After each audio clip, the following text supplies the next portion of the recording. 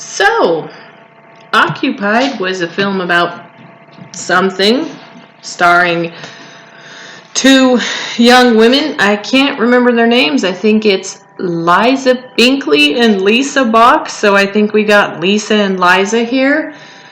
And we open with Liza's character, Sarah, laying on the beach, wrapped up in a little blanket. Then she looks out across at the ocean, I'm assuming, and just stares forlornly, and then goes to her cousin's house. She's in town for a little bit for the summer to babysit her cousin because her dad is off doing shit and can't be bothered to father. Yeah, put that in a thing. You know, that's another thing with horror movies. Take a shot every time somebody can't be bothered to father. It rhymes and everything. Anyway, she's there. They start out having a great time. The cousin's name is Charlotte. Charlotte's about 10 or 11 and is actually pretty resourceful and can kind of do shit on her own. She's a precocious little kid and she likes to film things and do all of that. And of course, Sarah doesn't like to be filmed. She doesn't like to be looked at.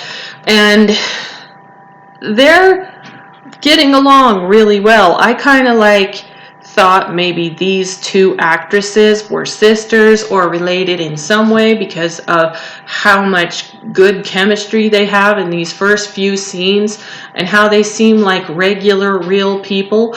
But at the same time, here's the line, and the saccharine sweetness is just there. It's a little much. And so everything's going along fine the first day. And then literally that night, after Charlotte goes to sleep, Sarah stays up and writes bad poetry in her book, looks at a picture of her dead boyfriend, and starts kind of just losing her mind. Gets triggered by running water.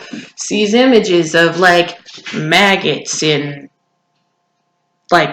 waves, and she hears her boyfriend saying, "Get out, Sarah, get out." That leads to nothing. Spoilers, but what's there to spoil? I had no idea what was going on. Maybe I'm just a stupid plebeian who doesn't understand the deep, subtle nuances of this film, or maybe there were none and you're just trying to say there are because we're going to call a spade a spade. This felt like a low-budget, Cabin in the Woods-esque version of Turn of the Screw. That's what this felt like. You have a young girl who has trauma in her past. She doesn't want to talk about it. She's maybe mentally ill. Maybe there's ghosts in the house, but they don't seem to be affecting the children or the nanny, but it's just one child. The dad calls to check on the kid one time, and then this one random neighbor dude comes by 2 times to talk about whatever. Neighbor guy could have been removed from the plot entirely and it wouldn't have made a difference. And I don't know why they had him come by, because in the end, what we'll get to makes no sense to even have him there. So it's the first night. She starts hearing her boyfriend's voice to tell her to get out. She starts reading from her crappy book of poetry, and then she starts kind of losing her mind, wandering around the house. And of course it's not a low-budget horror movie unless there's weird distortions in the camera, a bunch of garbled voices whispering all on top of each other at one time inaudibly, and the ultimate mandatory thing that belongs in all of these low-budget horror movies, a very crappy song. that they have to play out this scene for the duration. It honestly sounds worse than elevator music. It sounds like the type of music your brain plays when you're tripping balls on something. That's what it sounds like. You've got a young girl, some weird strings, a flute, something completely and totally white noise-like. And how do these bands feel knowing that it's like, oh hey, would you like to be featured in my little movie? I can't pay you, but exposure's great. Yeah, you know how you get exposure here in the real world? You get like Harry Styles to tweet about you. That's how you pay an exposure. And not tweet about you in an Anna Todd sort of way. But anyway, she starts having this meltdown, and there's the song to soundtracking the whole thing.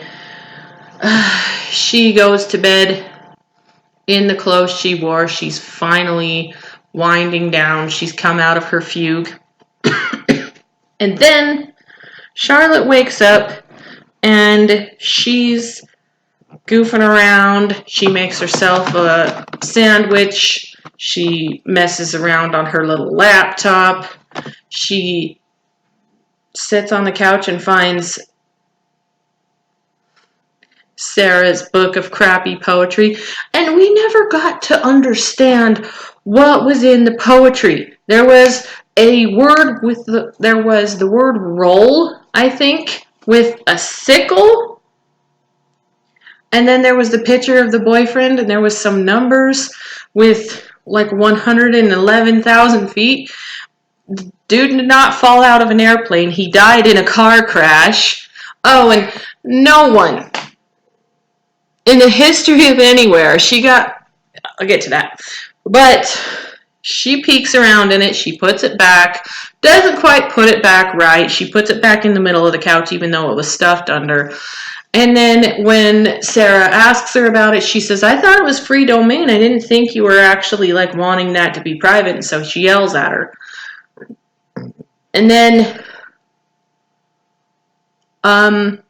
they have a little spat. And because she's wearing what she wore before, she lifts up her arms to go in like frustration like that. And then there's 4 nice little even scratches like this. And says, well, what's that? And then they're all pink. All pink, like they were just recently self-inflicted, because they look self-inflicted. Because nowhere in a car accident would shrapnel scratch you perfectly like so. No. You would get really fucked up in a bunch of jagged cuts. Those were self-inflicted cuts that she just said was part of a car accident. And how long ago was this car accident? Because those look pretty pink and fresh. Come on, film students. Don't they give you a course on how to make wounds look realistic? So I can't even really tell you what happens next. I know I said the neighbor guy shows up a few times. Charlotte calls her dad and says, hey dad, Sarah's being weird. And Sarah continues to be weird. She starts losing her mind. And you know what? The acting in this wasn't actually that bad. She says to Charlotte, she's going along, she's fine, she's got a grasp on it for a few minutes, and she starts making dinner. And then she makes meat tartare. She just doesn't bother to cook the meat. And I don't know about you, but I don't think I've ever really met anyone in my life who loved playing in raw meat or eating raw meat. That's a red flag. That's one of those, yeah, I don't care what your mom did to you. I'm noping out of here. Bye. So she's kind of abusive to her. And Charlotte is being a little bit of a turd-headed kid. And it's like, ew, I'm not eating that. Oh my God, are you kidding me? And she's just being a little bit insane. So she yells at her And then she's like doing a vlog, kind of like I'm doing, Charlotte is, and she's like, oh my god, I can't believe this, I'm gonna die. And then Sarah comes after her and says, what are you doing? Who are you talking to? And then Charlotte runs out into the woods. And previously in the movie, when Sarah was still asleep, because she'd been up all night being depressed and crazy, Charlotte went out, and she went out to what she called her little cathedral to talk to her mom. And it's just this little copse of trees with a big dead tree trunk right in the middle, and maybe that's where they offer up sacrificial lambs. That would have been, a little more interesting and had some freaking context to the story, but fuck me, right? And she talks to her mom. Back to that. Wait, one tiny thing about that. I hated the camera angles. I hated them. We're supposed to be having this uneasy feeling of being watched and being tricked and being all of those things. But wouldn't you know it? While they're filming Charlotte and they're doing something, they're going around and around. But not around, because that would mean going up on a hill and then going down and quite possibly losing your footing and taking a tumble. But no, they're just going, okay, all right, we're around this one big tree. All right, that's a good picture of the back of her head. All right, around this good boogie. Yep, that's a good picture around the back of her head. Giving that sneaky, suspicious, wasted feeling that she's going to be attacked. But by who? Who's out in these woods? Who is there? Who is there? No one. And oh my god, the white girl should have known better award. Charlotte wins it. Because Charlotte decides to run away. But what does Charlotte do? Charlotte runs out to her wooded cathedral and makes a video talking to her dead mother. And she cries, and the actress couldn't produce tears, so it's just a cry voice. So her cry voice was okay. I don't know how to feel about this film. It did try. It quite possibly tried a little too hard. And I'm not really feeling a lot. I don't know. I don't know what to feel or why. I know that the writers wanted it to be a portrait of mental illness, but can I tell you something? I've known a lot, like, one diagnosis does not fit all. One problem does not fit all, I tell you. I've known a lot of people who have been through traumatizing events, and you know what they've done? They've come out on the other side a better person. They didn't come out totally broken, crazy, and fucked up. That's kind of a shitty thing to assume, right?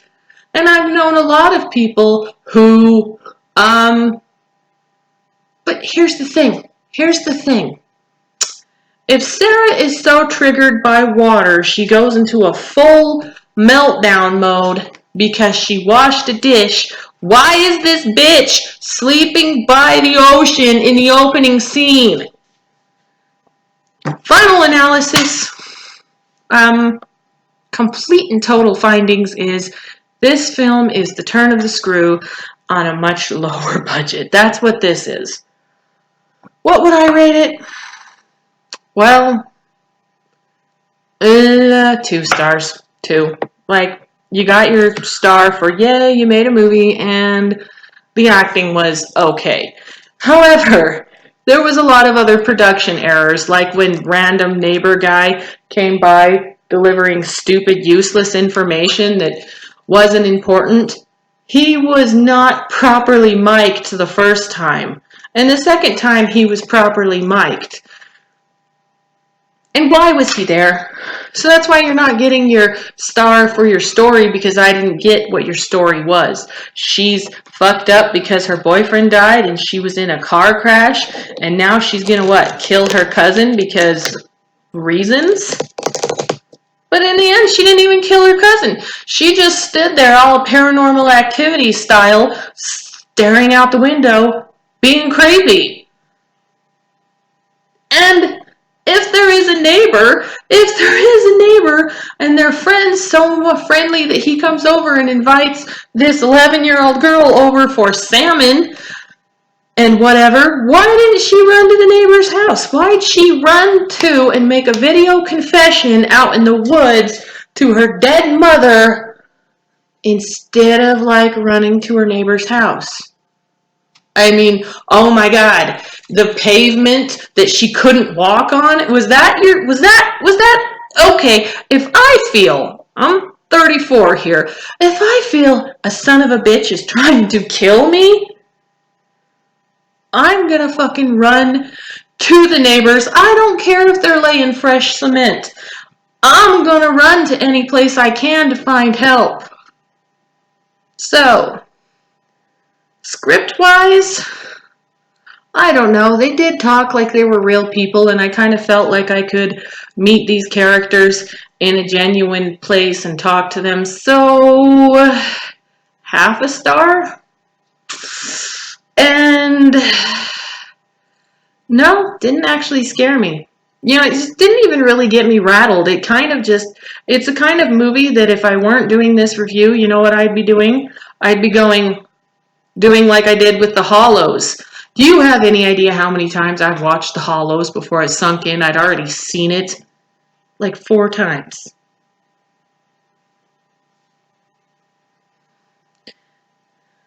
Four friggin' times.